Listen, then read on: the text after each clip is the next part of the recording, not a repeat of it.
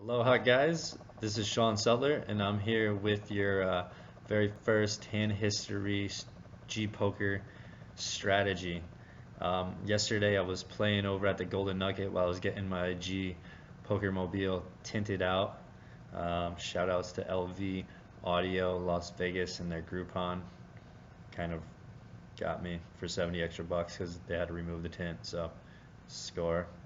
Anyway, so I went over to the Golden Nugget to play a little 1-2 and kill some time with my buddy Angelo, who's in town from Hawaii. Shout outs to all my Aloha poker playing friends.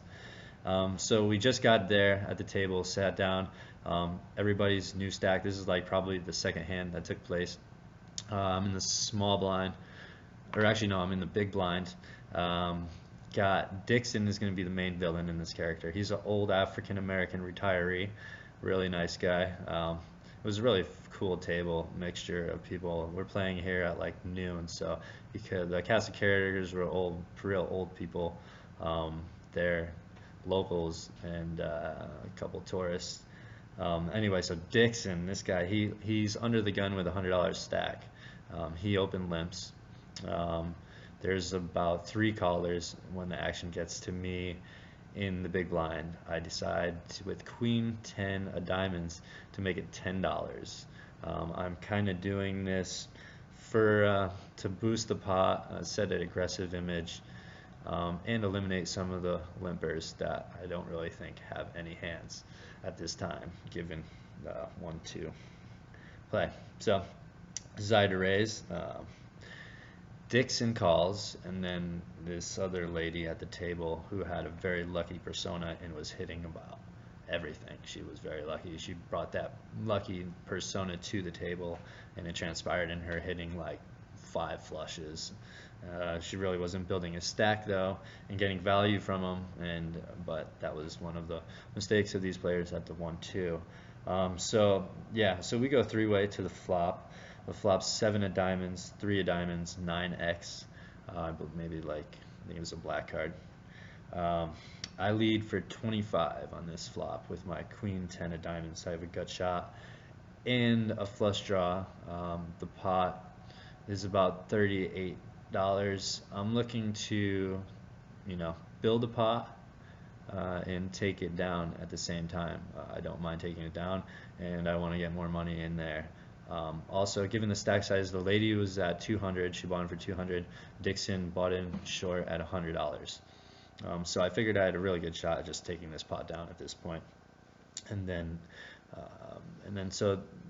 even with the overs, I have so much equity. So Dixon flat calls. The lady folds. So now it's heads up to the turn. He's got about $65 back behind.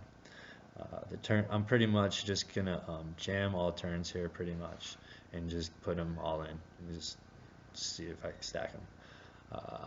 He goes ahead and on the turn bricks, I put out a stack, put them all in. He snap calls. This is where I turn over my hand and hope and try and hit.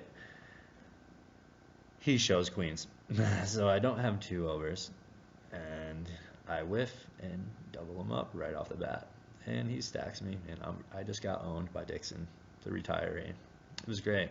It was his day that day, though. He wound up also getting me with pocket aces. He actually folded jacks to me when I raised, when I 3-bet the button with ace queen suited, and then he said he folded a big pair with another player behind him, so he didn't want to call or raise. And yeah, he owned me yesterday, so it was a pretty humbling session where I got owned at the Golden Nugget. That wasn't fun. Yeah, the hand with the aces, he open raised under the gun. There was like 4 calls, and I tried to squeeze with king queen suited, and he got snapped off by aces. That was horrible. I should have known better, so I gotta play a lot better. So hopefully you guys learned something from this.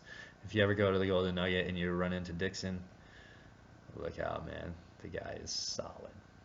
Solid. Gpoker. Shaka.